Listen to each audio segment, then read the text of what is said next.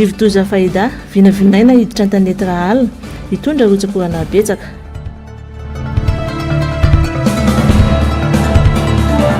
Fitsaboana eto Madagasikara, mpitsabo malagasy anjato no lasa niasa any ivelany, lasa tsinitsina ny fitsaboana eto. Madagasikara tsy manana ampony mpitondra, ny hafa firenena no manome lesona.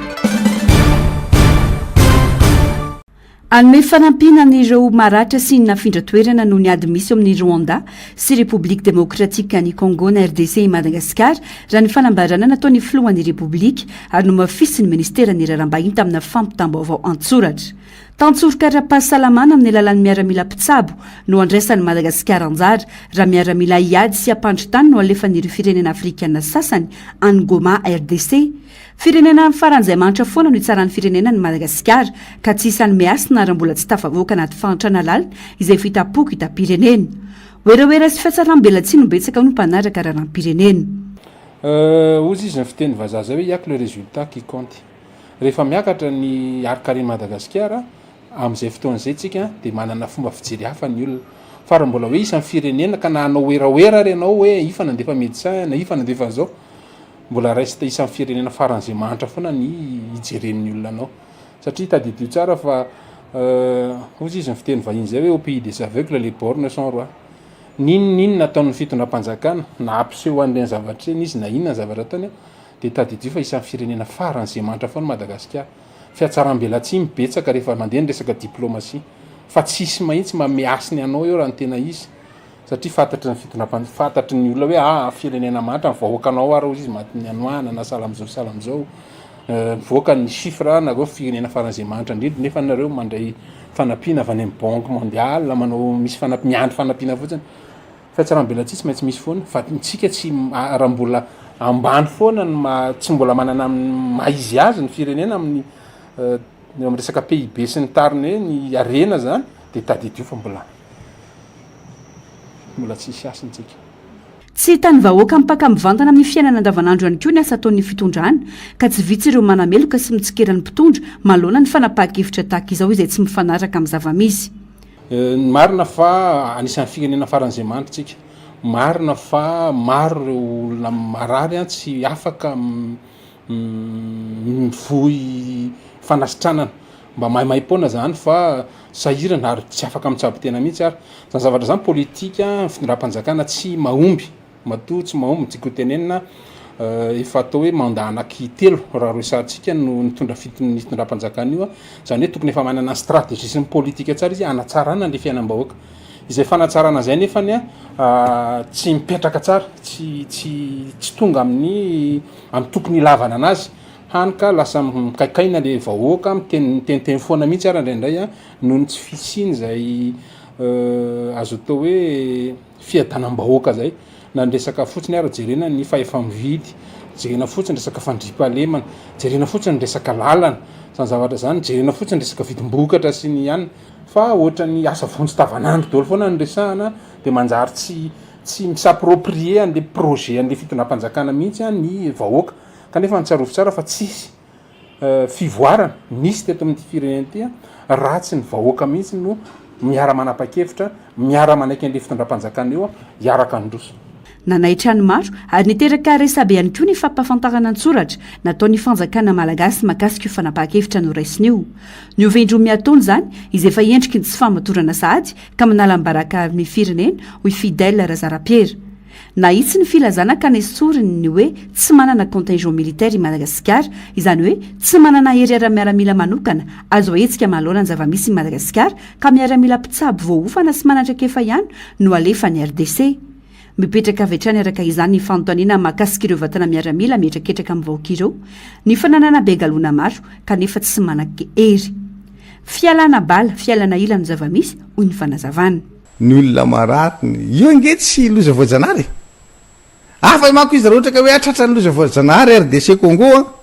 dia hoe misy olona maratra vokatra zany misy olona nentin'ny rano sotran'izany na hoe nenjerany taolina raha ohatra ka cyclone izy na hoe fahamaizana dia tsisy trano elofana mety may dia misy brûlure sotran'izany hoe mety misy dia zay ianao no manao tantsoro kara-pahasalamana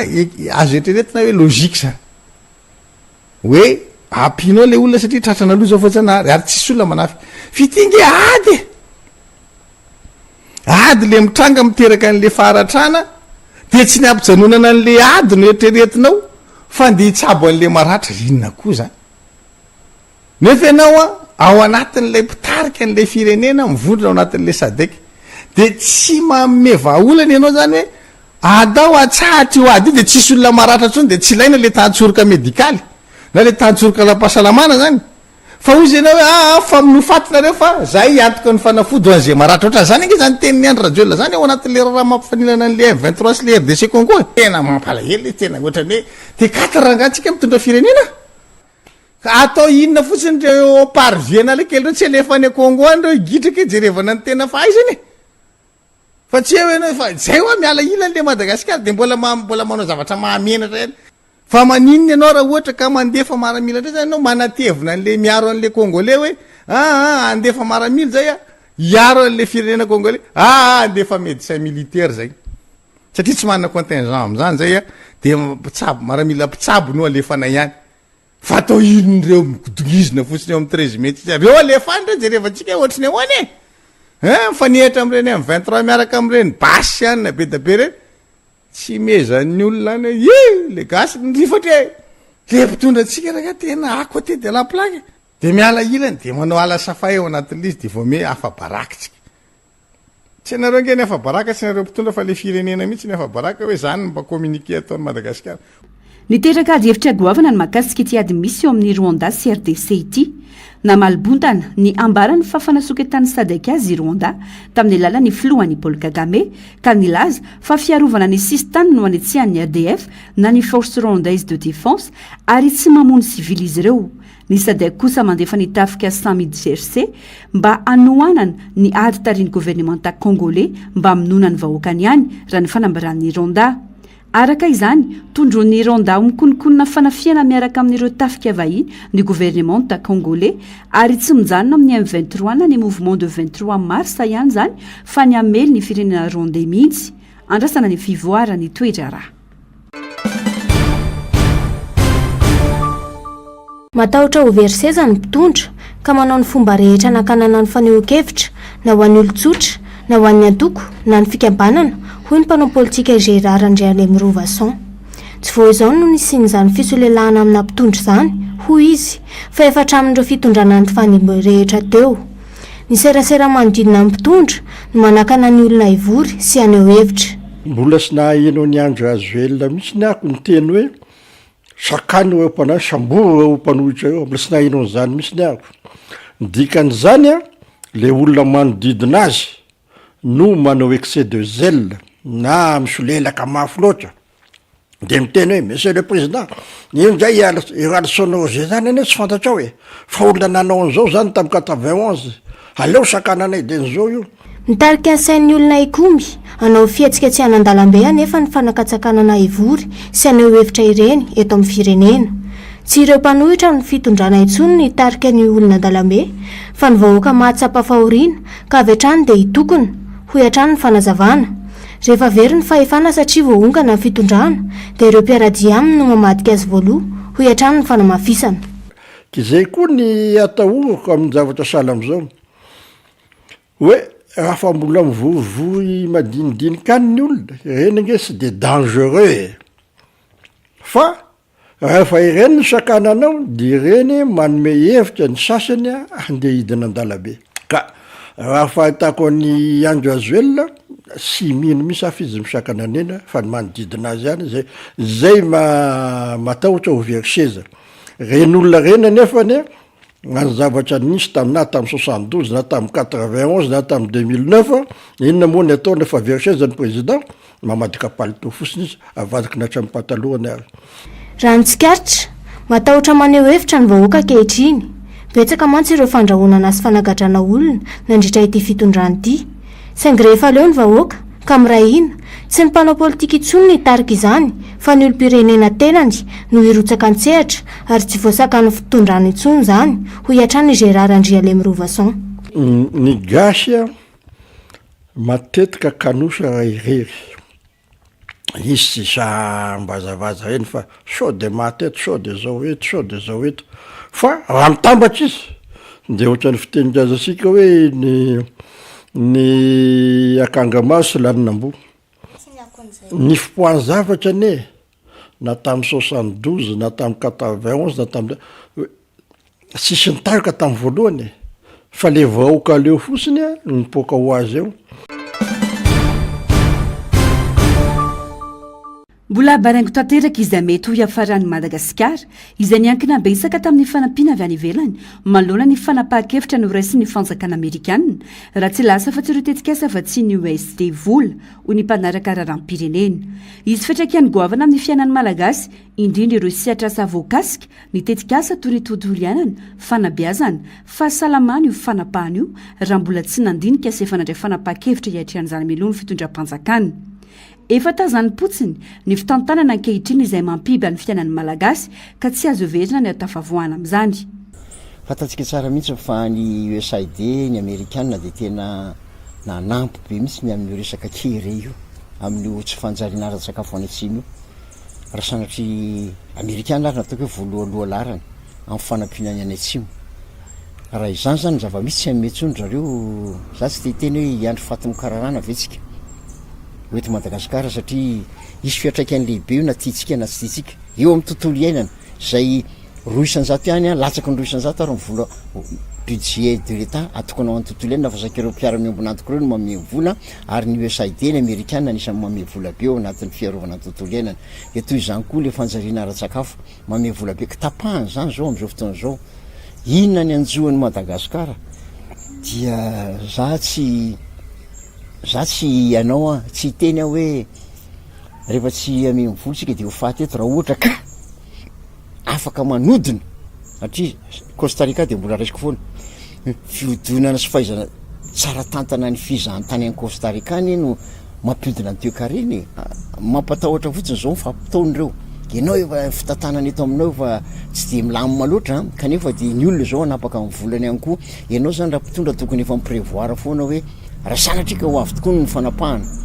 dia inona ny zavatra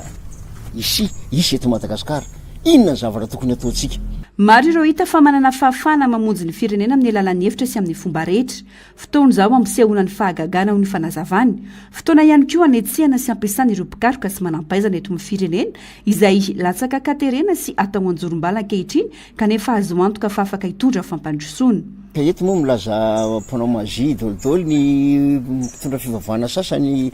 misy ary miteny hoe fofo fotsiny dia mikisaka ny rivotra aloha ampiasaina zany reny fofofo reny amin'izao fotoana zao satria fanoana le malagasy ry mpanao mazy rehetra na mpitondra fivavahana io na mpitondra fanjakana io le hoe tena miham-bavaka Andriamanitra. Za kristiana za manaiky fa miham-bavaka Andriamanitra fa zao ny fotoana ampisehoana le mazy zany ka ho hitantsika eo tsika eo mahita azy fa ny fikarohana eto Madagasikara zao ny tokony anetsiketsehana zany mpikariko zany. Inona moa fikarohana vanina eto raha amin'ny aotra faingo aotra ray isan-jato no vola tokony ho amin'ny fikarohana dia zany tantara misy ka zany zavatra any reto tsy hoe faly tsikera fotsiny ny tena fa kosa tia azony tsara nyty fireneny ity. Jereva le mpikariko malagasy ianao tsy afaka ity hatramin'ny any ivelany foana fa reo mpikariko reo ameo défi reo asevo manao miracle reo. Ny hafa firenena indray zao no manome lesona ny fitondrana amin'izay tokony fanapahan-kevitra raisiny tokony hatonga saina mpitondra fanjakana zany ho ny fanamafisalo. Raha raisiko moa zany dia misy message positif tamin'ny tenen'ny filoha Donald Trump dia mba atonga saina raha tsy mety tonga saina mihitsy ny filoha afrikanina sy ny mpitondra tafiditra anatin' zany ny aty amintsika zany hoe mba tongava saina mba jerevo ny vahoakanao fa aza fotsiny ianao ny volamena mivoaka vola ngamba raha reny Donald Trump reny ameny lesona Madagasikara tena omeny lesona hoe inona foana ty sokatra sy amin'ny alamaity sy volamena mivoaka ty za tsy anao vazovazo ratsy eto fa tena mampalahelo le izy ny hafa ny manome lesona atsika amin'izao fotoana zao ary raha lesona tsara moa inona maratsy an'izany raha mba hampiakatra ampopoa tsika rehetra ny eo aty tany ty firenena ty mandroso hoe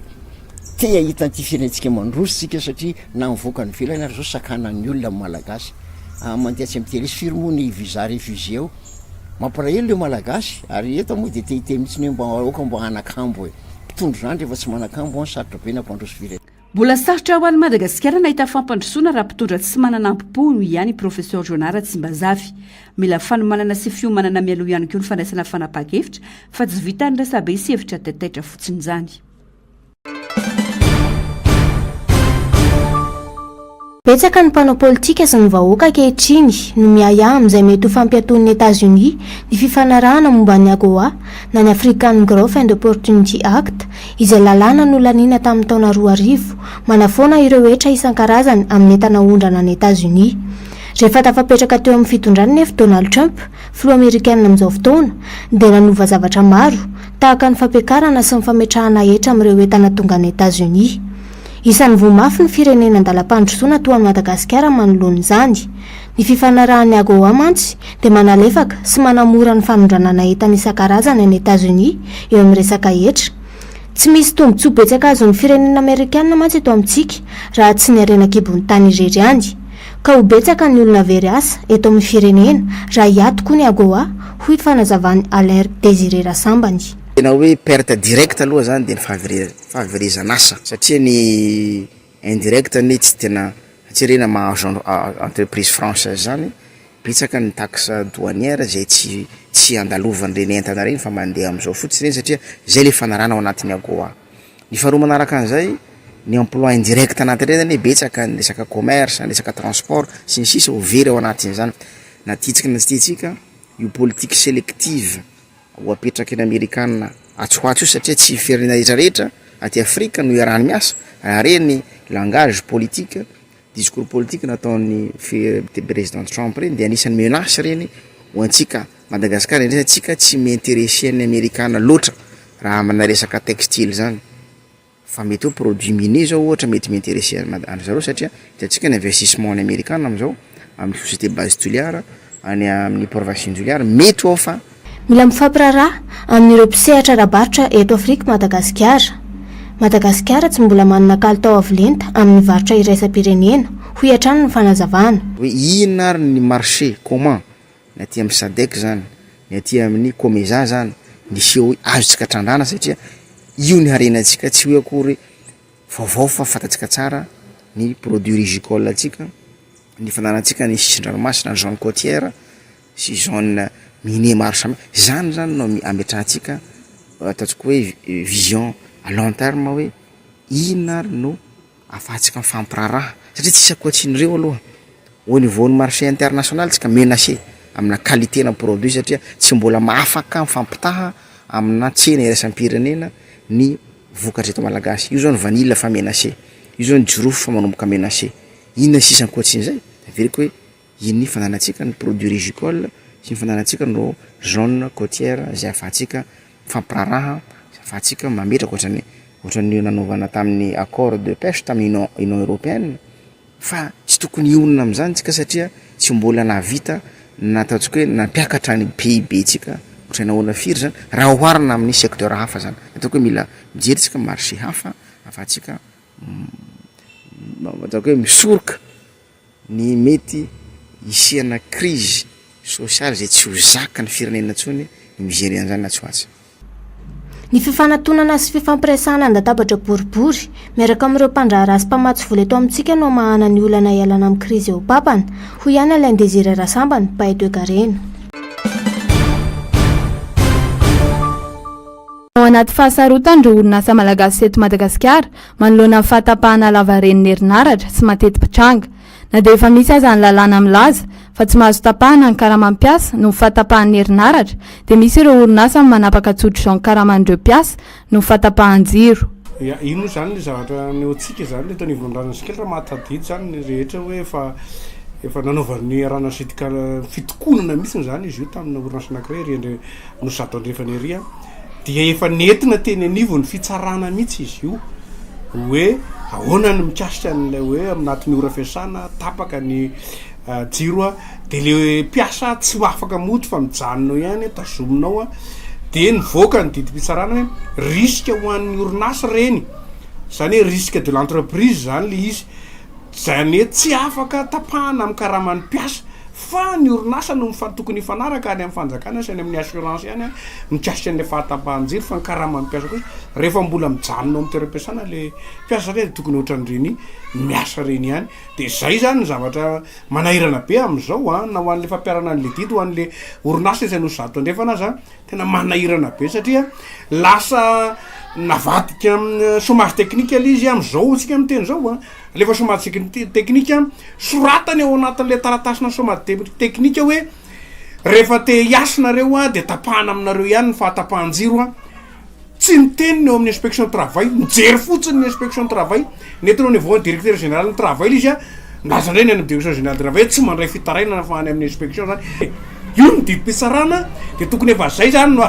arahana zay le jurisprudence ho an'ny mpiasa rehetra Madagasikara zany hoe tsy azo tapahana amin'ny karaman'ny mpiasa ny ora ny fahatapahana amin'ny resaka délestage a maro mivokatra tsy teraka ny fahatapahan'ny herinaratra indrindra ho an'ireo orinasa tena mila izany saingy tsy misy mirarany zava-misy ireo tompon'andraikitra raha ny fanamafisana tena misy fiatraikany ratsy aloha zany le fahatapahan'ny herinaratra raha eo anivon'ny asa fotsiny jerena satria voalohany indrindra aloha zany ny fiatraikany ratsy a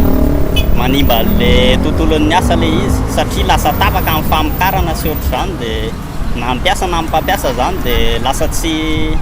de mitombona ntsony amin'ny resaka asa ntsony ny saina fa lasa ohatrany hoe tahotra indray zany mamenony sainy tsirairay hoe ho tapaka indray ty de lasa miteraka olana be le zany eo anivon'ny asa petraka an'izay fahatapahan-jiro zay de tena betsaka satria rehefa tsy miasa ianao de rehefa tapaka ny jiro de tapaka ny karamanao zany hoe tsy mandray vola zany ianao ny fotoana fahatapahan-jiro ohatra fotsiny ianao miasa 8 heures ka tapaka adiny 4 ny jiro androany de mbola ampin'ny mpampiasa sofy fanafanana masinina adiny 2 iny zany hoe tapaka adiny 9 zany ny karamanao androany adiny 2 zany ny asanao nefa ianao mijanona anatin'ny toeram-piasana ihany ao anatin'izay fotoan'izay ny ao am-piasana mandony karama rehefa tapaka ny jiro de tsy manome karamanao izy fa tonga de tapahana fotsiny tsotro zao ny karamanao na de efa nisy ary rany le didy zay navoakan'ny tribunal tamin'ny 3 septembre de tsy arahan'ny mpampiasa mihitsy iny didy iny mahakasika an'le didy mpitsarana tamin'ny 3 septembre 2024 ny teny tsara ny tribunal de travail fa tsy azo tapahana amin'ny karama mpiasa ny fahatapahan-jiro tsy misy akony amin'ireo mpampiasa ny didy nivoaka ny 3 septembre tamin'ny taona lasa teo izay navoaka ny fitsarana hoy ny fanazavana ny vahaolana moa zany a efa nomena amin'ny mpampiasa ihany satria mahasolo tena amin'ny mpiasanay de mba mifampiresaka miaraka mitady vahaolana amin'ny mpampiasa trano zay a efa nanome vahaolana ho azy zay mahakasika ny fividianana groupe électrogène ohatra fa tsy manaiky hividy an'izany mihitsy ny mpampiasa satria efa zatra an'le nitseritra amin'ny mpiasa zany izy tao anatin'ny 20 taona mahery de tsy manana finiavana hividy an'izay groupe zay mihitsy izy nefa tsy misy afa-tsy zay zany ny vahaolana ho an'ny mpiasa ao aminay nanome tsosokevitra ho an'ireo mpampiasa mpiasa tao amin'ny orinasa iray fa tao noenoenoina fotsiny izany tsy fantatra izay antony tsy hanarahan'izany raha ny fanamafisana trany de mahakasika an'le tsy fanajana an'le didy ihany koa de hiakatra ao amin'ny inspection de travail izay amin'ny larbi zao amin'ny folo maraina satria nilaza ny didy mpitsarana fa tokony hanao ny convention collective ny orinasa vita place efa natsangana ny comité d'entreprise saingy mpampiasa de tsy mety manatanteraka an'izany convention collective zany ny antony de tsora ihany no le fahatapahan-jiro ony zany de mbola tsy afaka hiditra an'izany zareo nefa zay no lazain'ny fitsarana momba ny didy de mbola ho any amin'ny inspection de travail zany aloha mahakasika an'ity convention collective ty de ho ito indray zay ho avalin'ny inspection de travail amin'ny larbi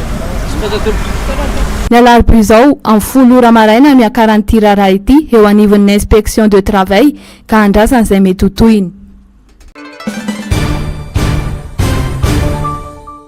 mitaky ny hijerenany zonim-panabe izay vao hitsakitsaka eto Madagasikara ankehitriny indrindra ny ampiarana ny lalàna mirakitra ny tombontsoa ny mpanabe izay midika ho fanomezana lanja ny rafitry ny fanabeazana eto an-toerana ny eo anivon'ny sendika mivondrona iray tanjona ho an'ny fanabeazana na ny sendika mitafa tao anaty fanambarana androany maro ireo fangatahana natao teny anivon'ireo tompona ndraikitra kanefa mbola tsy nisy vokany izany hatreto manome 270 ora ny tompona ndraikitra mahefa arak'izany ny sendika mitafa ametraka farak'izay aingana ny daty mazava amin'ny fandraisana mpampianatra vaovao sy ny fanatanterana ny masotsivana ho an'ny ENF sy ny CRINFP ary ny ametrahana mazava ihany koa ny daty voan'ny rappel tamin'ny fandraisana tambikarama ka ampiarana vetrany lalàna makasika izany izay efa nolaniana raha teo. Isan'ny voafaritra mazava tao anatin'ny fitakiana ihany koa ny ampitomboana ireo poste budgetaire hatramin'ny ray alina isa fa tsy 503 toy ny misy ankehitriny. Takin'ny syndika mitafa koa ny famerenana ny tambikarama na indemnité de cré ho an'ny mpampianatra izay nofoanana. Ny anatsarana sy ampivoarana ny sehatry ny fanabeazana eto Madagasikara no anton'izao fitakiana izao. Ka noho izany dia mila andraisana fepetra aingana ireo fosotra tsy mampandroso ity sehatra ity raha ny fanambarana trany. Isan'ny mampitaraina ka takiana ny anoloana ireo tompona ndraikitra ambony mamoritra ireo mpanabe. Isan'izany ireo lehibe na farim-piadidim-panjakana maromaro toy ny ao avaradrano, midongy atsimo, be fotaka atsimo, boeny, atsimo atsinanana sy ireo hafa nahazoana fitarainana maro ka hosoloina araka ny marimaritra iraisana ho hiatrana izy ireo. Nilaza moa ny syndika mivondrona iray tanjona ho an'ny fanabeazana fa iroso avy hatrany amin'ny fitokonana izy ireo raha toka tsy mivaha ao anatin'ny 2.70 ora fotoana napetraka ho fijerena vahaolana amin'ireo fitarainana natao ireo.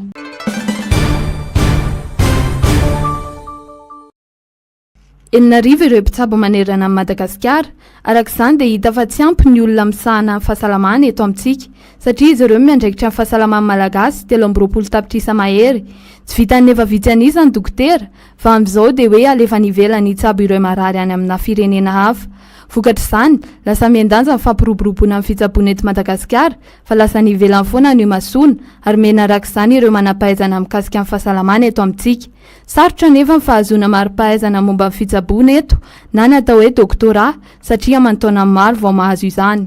Raha nisy mpitsabo eto Madagasikara dia tena mbola tenenina hoe tena mbola tsy ampy. Ny dokotera zany zao raha ny voasoratra ao amin'ny lafitry ny mpitsabo dia manodidina ny 9 zay nantotanisa farany eniko tamin'ny taona 420 sy 20. Tena mbola tsy ampy satria raha mitokony ho izy ny amin'izao zany dia tokony eo amin'ny dokotera ray misahana olona 500,000 olona amin'izao. Tena tsy ampy ny dokotera ny resahako eto mbola tsy ampy mihitsy zany nisanay mpitsabo eto Madagasikara. Tena misy fiatraikany be eto era-tanina izany zany fahalasana ny olona anankiray manam-pahaizana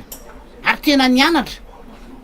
izany nany aninona manam-pahaizana fuite de cerveau dia tena misy fiatraikany ratsy ao anatin'ny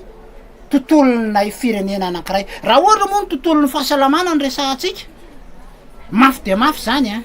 satria ena zany reo olona manam-pahaizana zay tokony hiasa eto. Ankoatra ny mahavitsy an'isa tsy zarizary koa ireo fitaovana ampiasaina amin'ny fitsaboana raha ny eto amintsika izay fototra tsy ahafahana mampandroso izany. Fanampin'izany tsy fahampian'ny herinaratra toy ny fahatapahany jiro matetika izay tena singa lehibe tsy ahafahana manatanteraka ny asa ka miteraka fahakiviana ho an'ireo mpitsabo izany noho tsy fahafahana miasa rehefa tojo an'izay fahatapahana matetika izay. Aleon'izy ireo mila ravina etrany ivelany toy izay hiaritra sy mifanatsarana ny asa fitsaboana eto an-toerana. Ny zareo any ny dokotera zany ohatran'ny ny Andriamanitra kely. Ny dokotera any ny zareo ary fomba ny fitaovana rehetrarehetra raha ataontsika hoe mila ambulance tsy mitovy amin'ny eto amintsika. Ny système sanitaire any zany tena efa miperaperaka be. Manarak'izay ny avancée technologique angamo ny tenenana anazy nefa manana ny zavatra be dehibe ry zareo. Lasa inona raha zavatra mampalahelo eto Madagasikara na kamaroana be dehibe ny dokotera namanay efa 20 taona zao zay sery atao anatin'ny tontolon'ny fahasalamana. Lasa be dehibe maninona lasa manangana manao société na zavatra fa tsy manodidina amin'ny fitsaboana ny insécurité eto amintsika. Raha ohatra zao ohatra ataontsika izy mandidy izy inona no miseho tapaka ny jiro tsisy ny rano maninona kivy. Sasany fitondrana tao anatin'ny teti-bola-panjakana 520 sy 20 fa hanao laharam-pahamehana ny sehatra ny fambolena ny herinaratra ary ny fototra-avitrasa dia hita fa tena miaina tanteraka anatin'ny fijaliana ny vahoaka indrindra ny eo amin'ny sehatra ny fotom-pivelomana ka mila mitady politika maharitra ny fitondrana hamana izan'olana izany hoy Alain Désiré Rassambany mpahay politika. Eny raha ataontsika hoe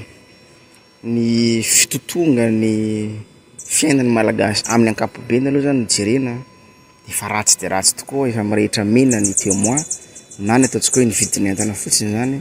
na ny ataontsika hoe namina ataontsika hoe ny fihariana amin'ny ankapobeny zay anisan'ny moteur manosika ny ataontsika hoe ny fiatrehan'ny fanjakana indrindra ny vahoaka malagasy ny ataontsika hoe fahavitantena ara-tsakafo na tsy fahavitantena ara-tsakafo zany anefa tsisy akoatsy ny fanjakana irery ihany satria zay ny rôle régalienne ny fanjakana zany dia ny manao régulation moa ve nisy ny projet structurant napetraky ny fitondram-panjakana nafahana nanosika ny fambolena sy ny fiompiana ary indrindrindra ny resaka économie bleu satria ireo aloha ny sehatra voalohany afahantsika mistabiliser ny consommation interne ny filana ara-tsakafo ato anatiny aloha zany fa olana ampianana ny vidim-piainana ny fijeren'ny fanjakana akaiky ny eny amin'ny fahadiseranana mila mametraka politika matanjaka amin'io sehatra io ny fitondrana ahitana fahamarina toerana amin'ny arabaritra anatiny ho iatrano ny fanamafisana ny fanamaro manaka an'izay koa ny fanjakana ma régulateur zay dia tsy maintsy ohatrany ataon'ny firenena matanjaka sasany reny dia any amin'ny politique douanière inona ary ny fepetra amina ataontsika hoe ny am'ireo hibatsiranana maro samihafa na am'ireny vokatra ifampirarahantsika eo anivon'ny SADC zany eo anivon'ny COMESA zany satria reo aloha zany sy ny COI akaikatsika kokoa amin'ny fifandraisana ara-barotra inona ny politika douanière apetraky ny fanjakana ifampirarahana am'ireny sehatra régional maro samihafa reny satria any no anisany afahantsika miatrika ao anatina fohezaka ny stabilisation na commerce intérieur ny sehampiariana maro samihafa no isan'ny manavitra ny fanjifana anatin'ny firenena ka tokony ataon'ny fanjakana lahara-pahamehana ny fijerena azy ireo manokana satria efa tsy antenainy tsony raha ny sehatra rabaritra iraisam-pirenena betsaka amin'ireo firenena matanjaka ankehitriny no mialan-daharana sy miezaka mitsinjo ny tenany mba tsy hahatongavana amin'ny krizy ara-tsakafo ho iatrano ny fanazavana ahoana ny politika apetraky ny fanjakana amin'ny fanosehana anreto sehampiariana zay mba afahantsika manavitra aloha farafahakeliny ny consommation interne zany zany no taratry ataontsika hoe aiza ho aiza ny fanjakana am'izao fotoana zao am'izany zavatra zany fantatsika tsara ny situation mondiale am'izao fotoana zao amina resaka commerce international fantatsika tsara ny menace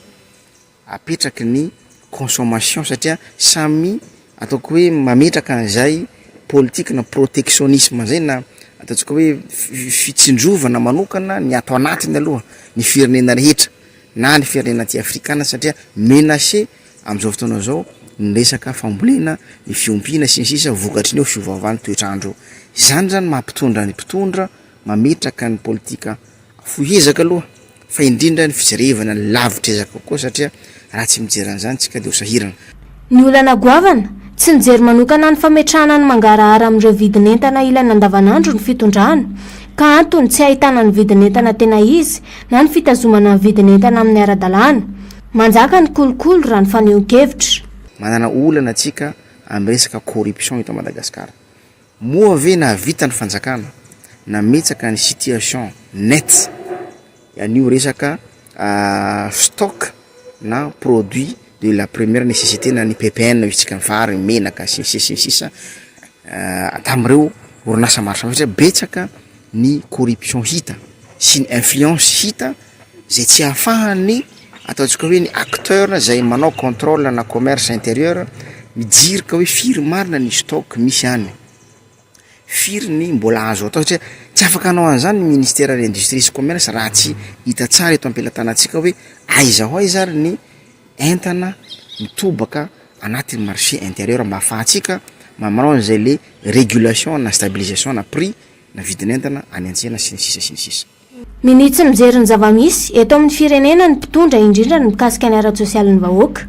raha ny tokony analefaka ny vidim-piainana izy dia lasa manome tsindry mafy ny vidim-piainana ka mampijaly ny malagasy rehefa tsy vita amin'ny fitondrany intsony ny famahana ny olana mila miara-miasakaiky ampandraharaha sy ny mpamatsy vola eto an-toerana izy hijerena ny politika maharitra handrindrana ny vidim-piainana eto amintsika zay ataoko hoe ny fanjakana ary am'izao fotoana zao au contraire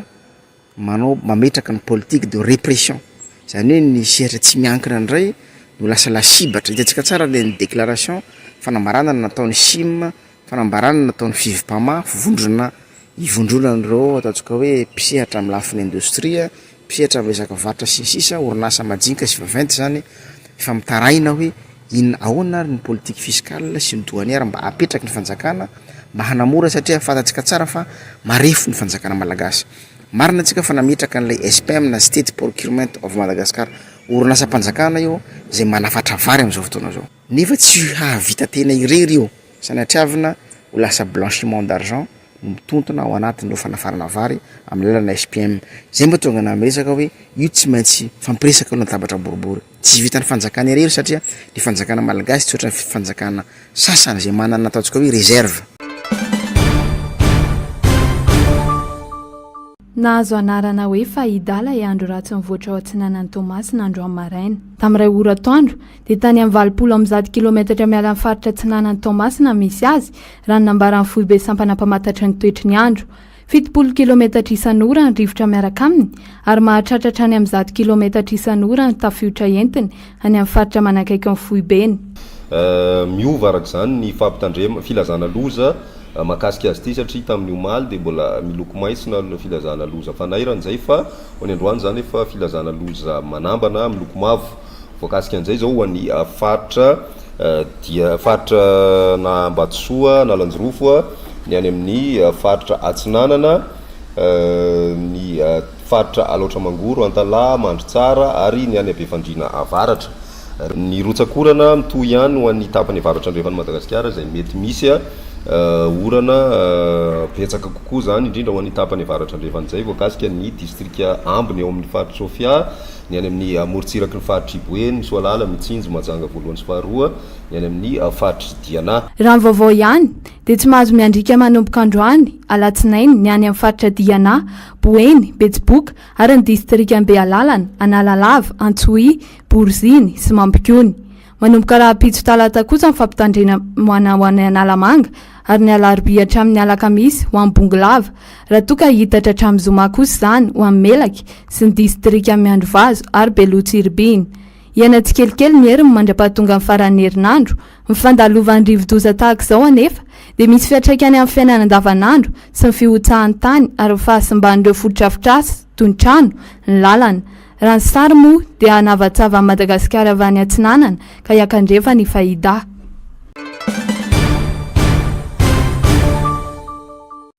Ankoatra ny olana ara-tsosialy sy toe-karena iainan'ny malagasy ankehitriny,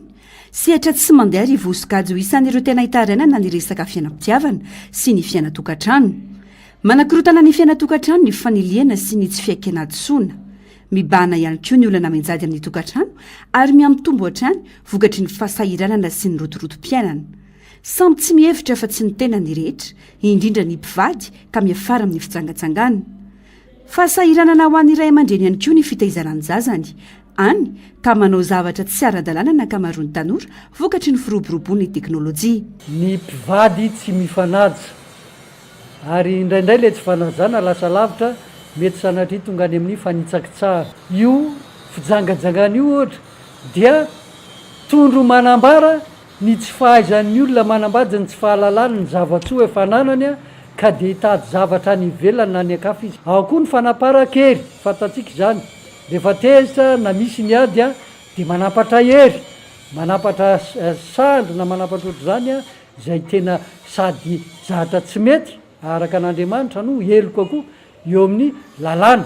mba mifanjakana. Ao raha teo ny tsy fisina fahasarotam-piainana izay mitarika olana foana mifanambadiana rehefa tsy ampy ny oety manana ao amin'ny tokantrano dia lasa mivadika ho disadisa sy olana zany fa mainka moa ny fitaizanan'ny tanora fitaizanany ankizy izay tena efa tena sarotra sy manira satria be dia be ny feo sy ny hery misarika ny tanora sy ny ankizy tsy ahalala intsony ny asany zany hoe fitaizan'ny ray aman-dreny zany be dia be ny ray aman-dreny izay efa tena ohatra ny mialangalana manao démission azy amin'izay tena tokony ho anjara ny fitaizana sy fanabeazan'ny zanany dia izany io zany anampianany olona hoe ahoana no hitaizara tsara ny zanaka fa tsy hisy ny alangalana ka tsy ho vita le fitaizana fa ny eny anjorom-bala sy ny eny an-dalambe sisa mba amin'ny any anatin'ny tambajotra no mitaiza sy manabe ny zanakitsika ho tokantranontsika. noraisiny hevitra ho adidy noho izany ny fanatanterana ny herinandro vodipiti ny 10 febroary himpanjinana manokana ny famonjena ny fianakaviana malohany ireo toe-java-manahirana ireo tanjony any anabeazana ny ankonana ny mpivady ary ny tokatrano mba andray anjara amin'ny fanatsarana ny fiainatokatrano sy amana ny olana eo amin'ny siam-pitiavana avaiza moa fahasarotana saky avy amin'ny tenany olona tsirairay avy ihany avy amin'ny ataony izy io noho ny tsy fahampinany fahalalany na nohony amin'ny tsy fetezan'ny ataony dia ho ampinany lehilahy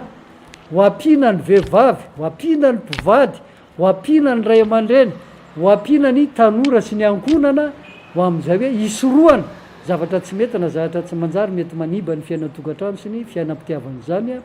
ary ho ampalalana azy hoe raha sendra efa misy ny olana mitoetra na manambady izy na mpitovy izy na tokateny izy na mativady izy na efa mananjanaka izy na mbola tsy mananjanaka izy dia verina efa tandrify azy mihitsy ny fampianarana zeo mena mandritry ny herinandro ny vodipiti asosy mety mihitsy ny fifampitaizana sy ny fifanampiana mba hahatonga antsika ho mpandresy ka ahazo indray ny fiainam-pamonjena amin'ny Kristy kiasy zany fiainam-pianakaviana sy fiainam-pitiavana izany ary tsika moa mahalala fa ny mpivady indrindra no tena tokony hojerena manokana amin'ny fiainam-panambadiany zany fa any ny tena misy olana any misy zavatsarotra ary na dia mifankaty indrindra aza dia tsy maintsy lalovan'olana foana ny fiainana ka ilaina ny aminjena azy zany mba hanjariany ny fiainam-panambadiany sy ny tokantranony andian'ny fahenina ny vodipiti amin'ny titaona 2022 ity izay karakarain'ny komity ny fiainam-pianakaviana eo anivon'ny FJKM Foibe ho herinandro ny fanorenana sy ny fanavaozam-pitiavana antsoina manomboka an'izany ireo voakasika rehetra andrany fampianarana sy ny fanabeazana sy fifambizarana eo amin'ny siam-pitiavana isiako ny eo anivon'ny tokatrano sy ny fiarahamonina. Vato mikisaka ao États-Unis tsy dia fahita firy izy ity eran-tany. Any États-Unis ao amin'ny lohasan'ny fahafatesana no ahitana ity vato mikisaka ity mandritra ny andro maromaro mamaritra ny lalan'ilay vato. Tsara moa manamarika fa tsy misy dia tongotr'olona na biby na resaka fanovamaso sy ny sisa no mahakasika an'ity vato ity fa fikisahana ara-jeolojika no ataony. Tena zava-mahaliana eran-tany ny fikisahana ity vato ity. Sary fivavahana hafakely. Misy pasteur iray antsoina hoe Les Ego Daniel izay mpitondra fiangonana ao Afrika Atsimo manao zavatra hafakely ao amin'ny fiangonana entiny. Nataony ninam-bozaka toy ny biby fiompirena ireo mpino tao aminy satria nadikany ara-bakteny ny voasoratra ao amin'ny filazantsarany Jaona 10 dia ny 9 voalohany. Manana ondry hafa izay tsy amin'ity vala ity ao ary ireny koa dia tsy maintsy ho entiko ka iain'ny feoko ary tonga andiany iray izy sady iray ihany ny mpiandry. Izy ny mpiandry ondry ary ireo mpino ny ondry. Hafatra tany mafy ny finonao. Hafakely sy zava-mahalirana eran-tany tokoa izy ity. Sary tany ivelany indray no nitrangany ity toe-javatra hafakely ity. Natao mariazy tao anaty rano ireto mpivady ka ny zavatra tena nagaga sy nampametra-panontaniana ny maro ny antony nahatonga ny fanapa-kevitra izy roa. Tany Afrique du Sud Dunaniano anaran'ilay zazavavy kely mainty hoditra ity. Izy no manana volo-koditra mainty indrindra eran-tany.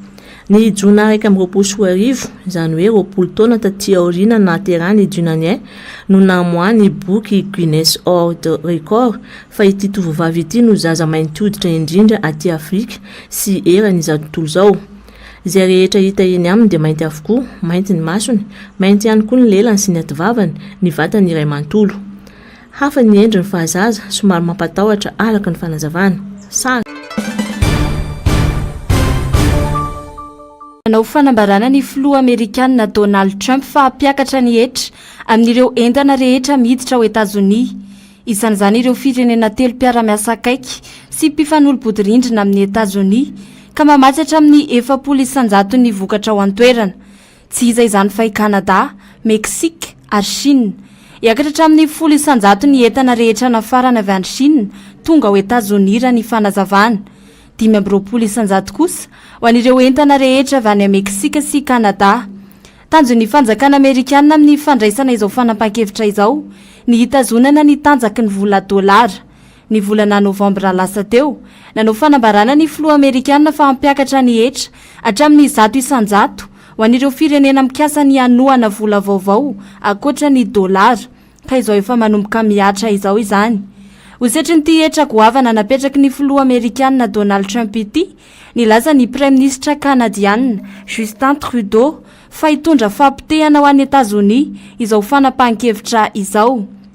indrindra ho an'ireo orinasa sy sehatra maro any an-toerana izay mampiasa ny entana vatsiny izy ireo isan'ireo entana ireo ny fiarakodia ny vy sy ny vokatra aluminium ny voankazo sy legioma sasany ny hena ary ny vokatra vita amin'ny ronono sy ny maro hafa namaly ihany koa i Chine manoloana izany ka nametraka fitoriana teo anivon'ny vondrona iraisam-pirenena misahana ny varotra na ny OMC nanao fitarainana mahakasika izao fampiakarana etra goavana izao